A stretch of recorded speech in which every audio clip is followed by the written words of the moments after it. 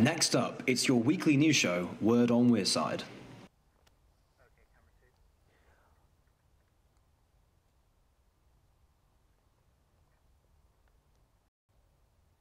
On tonight's programme. We're going to go again. Bit of a mix-up there. Okay. Do we introduce ourselves? No, we just do it at the end.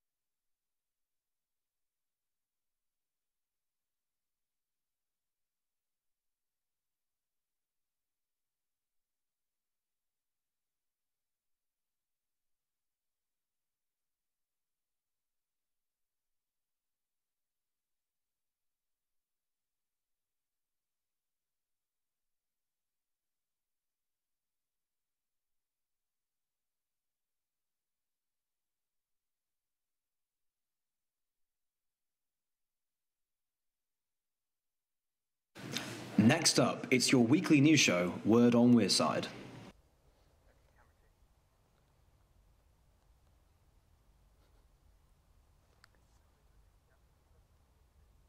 On tonight's programme. How much money did the tall ships and the air show bring to Sunderland this year? The new Netflix documentary, which tracks the downfall of Sunderland AFC's disastrous Brentford season. won, Sunderland won. Is this possibly the match that is determined?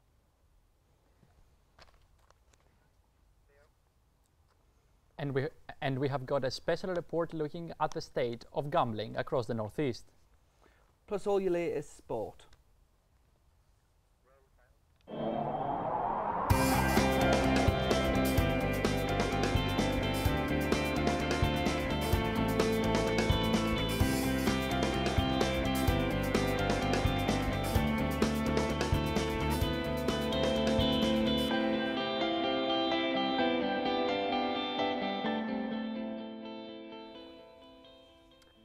First, tonight, Sunderland saw people from all over the world arrive on its doorstep this summer. The city hosted its annual The Red Arrows, but a colourful was a host port for the Tall Ships Races 2018, giving members of the public access to Sunderland's historic port like never before. The air show, which celebrated a massive 30 years, attracted 600,000 people to the seafront at Roker. Alongside this, the tall ships brought in 1.2 million visitors across the 4-day festival, which also featured the annual Summer Streets Festival, which moved venues to be part of the Tall Ships events programme. These two events alone have boosted the region's economy by £19.3 million. Ryan Prentice has this report. The Red Arrows, a colourful display part of Sunderland's annual air show. This, combined with the Tall Ships event, has created £19.3 million for Sunderland's economy, a boost for local businesses. The Tall Ships was excellent. We were busy. I always come down early on the weekend anyway, but from the 7 o'clock in the morning, and it was stopped till 8:30 at night. Wow. I had queues a mile long, but they were fast-moving queues. We were serving people really quick. We had a lot of people from out of the area. We had them from Aylesbury, we had them from Essex. With the small businesses, were sort of like getting money generated into their business. These events in Sunderland haven't been positive for all the local businesses though, as the carbon point behind me describes the illuminations as a headache. I also spoke to the manager of Granny Ann's, who shared the same issues with the council. Roadworks and road closures are a big myth for us, especially the illuminations. Obviously they close all this road, so you can't get any businesses down here, yet you can't actually enter the park from this entrance down here, so there's absolutely no reason whatsoever for this road to be closed. Obviously I can understand the parking situation, but the car parks are down the other end of Marine Walk and nothing along down here. This year's illuminations is expected to bring in an extra £6.8 million. That's a total of £25 million. Good news for most businesses.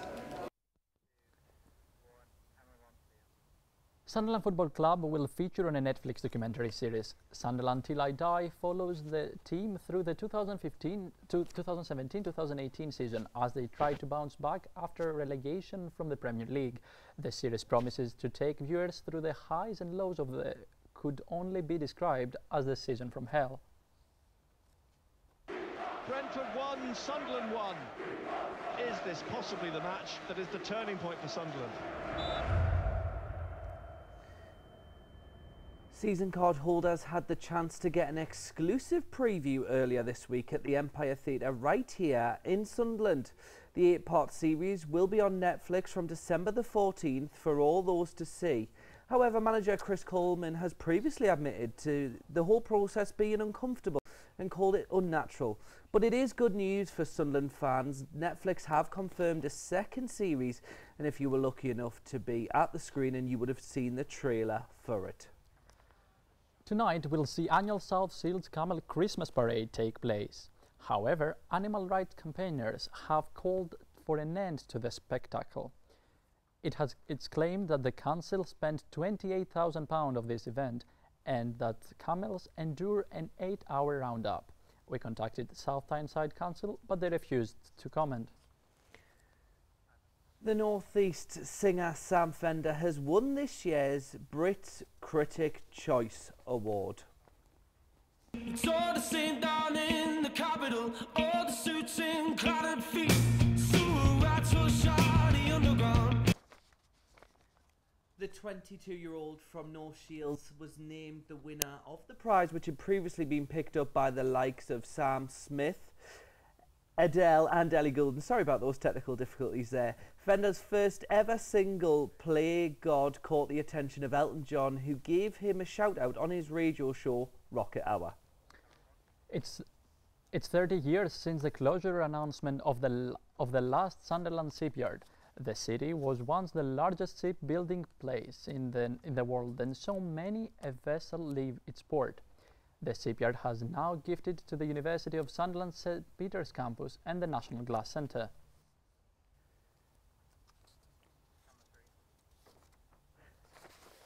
Now it's a problem that is on the rise in the UK and could affect anyone. This programme has been investigating gambling in the North East and the effects it can have on people's lives. We now have a special report by Amina Ibrahim. Is gambling becoming a problem in the Northeast? More and more young people are gambling.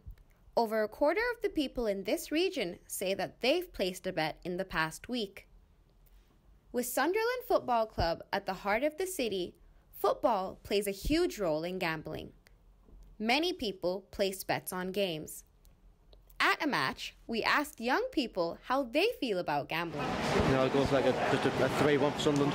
I like a bet, but I don't bet big. Small stake, big wins, that's my aim. It's okay, but when you're not getting any enjoyment out of it and you're constantly going in the debt, you need to stop. I get why people do it, but like when it goes crazy money, I just don't get it. Like, why do people do it? But if it's like, if you put in £5, I don't mind that. But it's when you put expensive money on, I don't get it. If you've got the money to do it, you can do it, but don't waste money that you haven't got. Like, waste the money, but if you win it then you're laughing, so 50-50. I mean, if you've got the money to spend on it, then you're alright, but if you haven't, then no point doing it. So it's not only affecting the older generation. Younger people are also susceptible to gambling and its effects. It's become a major part of the gaming industry, which is very popular among the younger generation. It's so easily accessible. So if we look at the internet, online gambling, even sort of games, you know, where you computer games where you fight for coins, you fight for treasures. This is all a kind of trying to gain. So Bejeweled Blitz, I think is one of them's called, or Candy Crush. It's all sort of gambling, then the advertising comes in.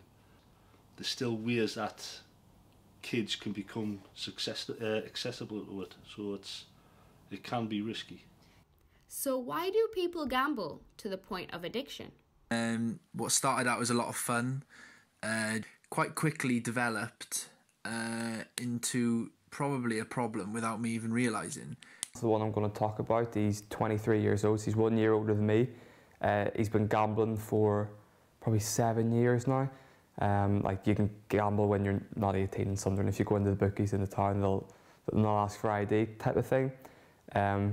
When he first started gambling, it was kind of like small bets, maybe £5 on football and stuff like that. But since he turned 18 and got introduced to the online gambling, he started gambling a lot of money on stuff like roulette, just stuff where it's very easy to lose a lot of money very, very quickly. There have been instances where it causes like huge problems in the family. Like there was one time he's about to go on holiday with his girlfriend, and the night before he went and spent all his wages gambling, lost it all. There was huge issues with that. He doesn't get anything out of winning the money. It's like the buzz of actually winning. Like the money, when he has a big win, it doesn't really mean much to him. He'd rather gamble it all again to like get that feeling of winning.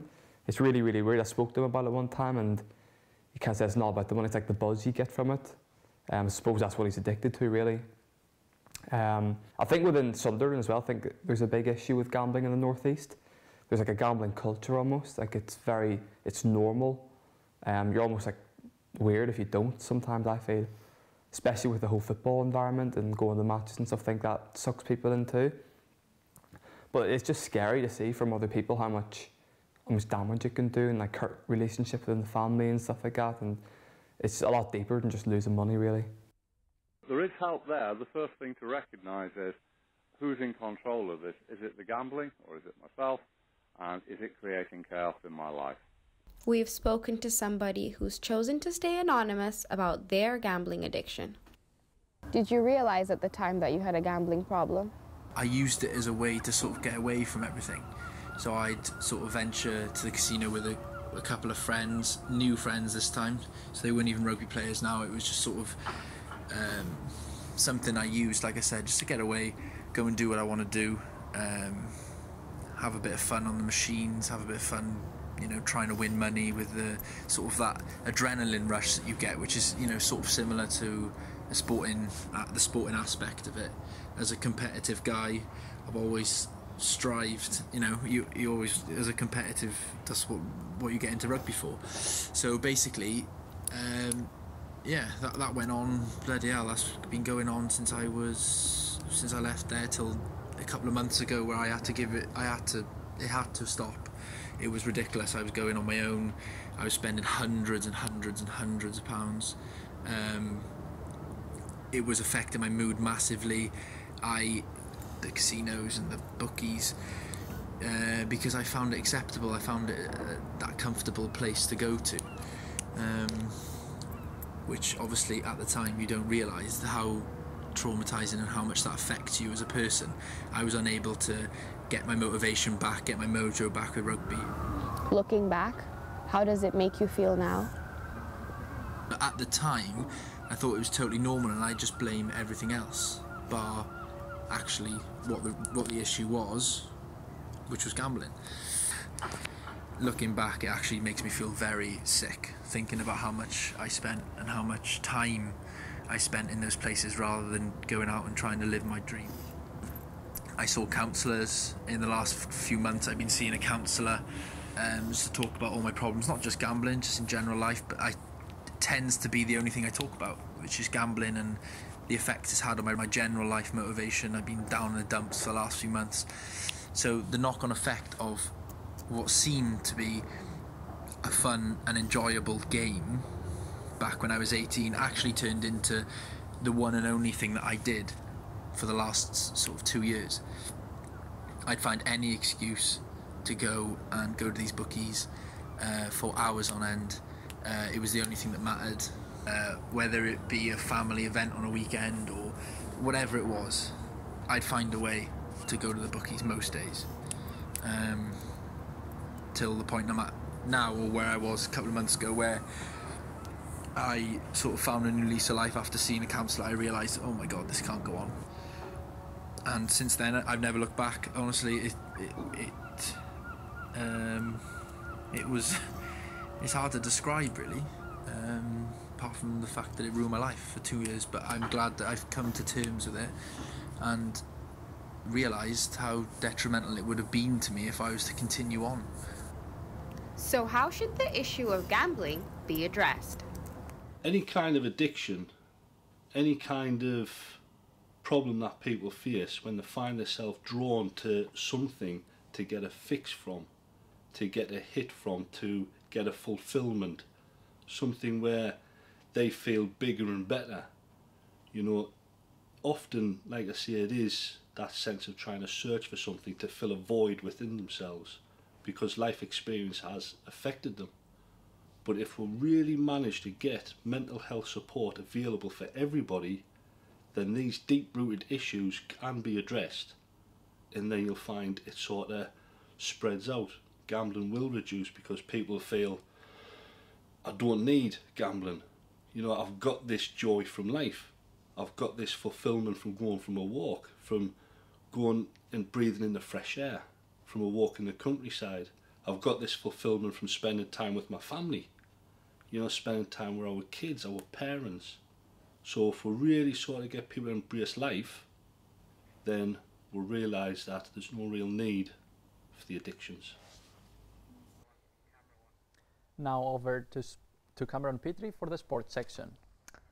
Thank you, Theo.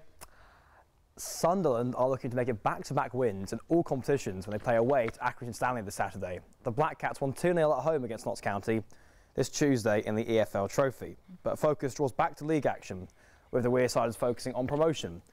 Newcastle welcome Wolverhampton Wanderers to St James's Park this Saturday. Kick-off is at 4 p.m. and the Magpies are aspiring to build an unbeaten run after bouncing back from a defeat to West Ham to draw with Everton at Goodison Park. Wolves won't be an easy game. Wanderers just beat title contenders Chelsea 2-1 at Molineux. Hartlepool United are taking the trip down south when they take on current league strugglers Maidenhead United. The Pools are looking to get back to winning ways after losing 2-1 at home to Dagenham and Redbridge last week. United really need the away win if they have to start pushing up the table, with Christmas fixtures coming thick and fast. Now to the odd-shaped ball in rugby union. Newcastle Falcons are looking to make it 3 wins off the bounce in the Heineken Champions Cup tonight, where a weakened Falcons side has been selected to take the trip to the Scottish capital to take on Edinburgh. Back to you, Fannis. Hiya. That's all from us from Word on Wearside. Next week marks a sad milestone as we'll roll the titles for the final time here at Word on Wearside. As they say, all good things must come to an end at the time, and the time is nearing ever closer for us. We'll be back next Friday from 4 p.m. with a special package from the last 4 years. I'm Adam Wood. And I'm Theo Fannis Pegas. Goodbye. Goodbye.